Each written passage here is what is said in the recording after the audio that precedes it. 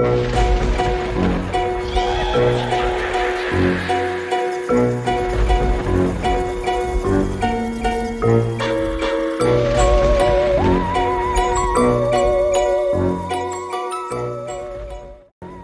everyone, I'm Lynn from Finds of Yesterday, and today is a beautiful day outside.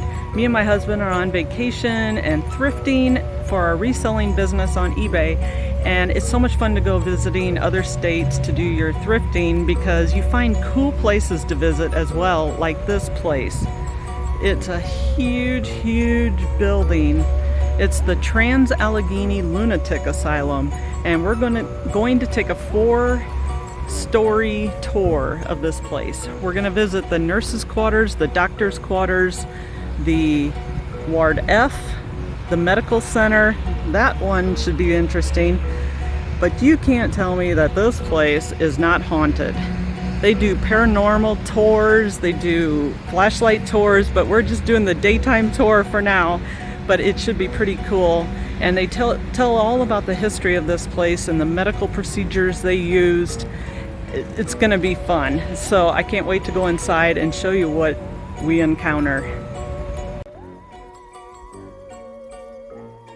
So this place was in operation for 126 years, from 1864 to 1990. It was constructed from 1858 to 1881. Thomas Kirkbridge, who you see here, started with a plan of long rambling wings arranged in a stagger pattern to get therapeutic sunlight and fresh air. It's the largest building in North America with hand-cut stone masonry. It was deemed a National Historic Landmark in 1990. It was originally designed to hold 250 people, with additions as needed, but it ended up housing 2,400 patients in the 1950s and was way overcrowded with poor conditions. It sat deteriorating till 2007 when Joe Jordan, who owned an asbestos removal company, he bought it to restore it, and he decided to do historic and paranormal ghost tours to earn money to put into the restoration. The building had been featured on several paranormal TV shows. So we visited the nurses' quarters, as you see here, and the doctor's quarters, which was just beautiful, and Ward F and the medical center. This was the doctor's quarters. It's just gorgeous. They also had a pharmacy in their upper area that they could prescribe medicines and make their medicines. They even had chocolate arsenic. Now this was something that was normal. They thought they were actually helping the patients, but I don't know about that. In the late 1800s, patients were admitted into the asylum for a variety of reasons, and dementia was one of them. If a husband wanted to admit his wife and be with his mistress, he could do that pretty easily. He'd just say she had dementia. Some of the other reasons they were admitted was for menstrual cramps, asthma, laziness, egotism, greediness, bipolar mood swings, depression, and criminally insane. And this building here shows where the criminally insane stayed. They had their own outside building.